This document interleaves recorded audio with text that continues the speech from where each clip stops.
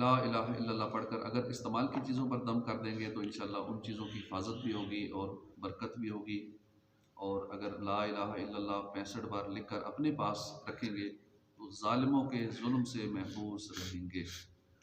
لا الہ الا اللہ 65 بار لکھ کر اپنے پاس رکھنے سے ظالموں کے ظلم سے محفوظ رہیں گے.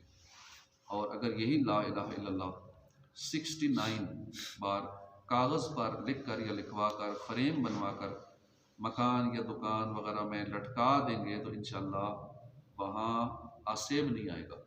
اور پہلے سے اگر وہاں آسیب یا جن بھوت ہیں تو بھاگ جائیں.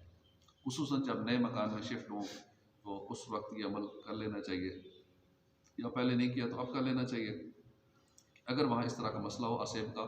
کیونکہ خاص کر خالی گھروں میں تو یہ ڈیرا جما ہی لیتے ہیں. کچھ عرصہ گھر کرائے پہ نہیں لگا، خالی پڑا ہوا ہے، تو اب وہاں انہوں نے تو رہنا ہی ہے، وہاں جن بھوتوں کا بسیرا ہو ہی جاتا ہے.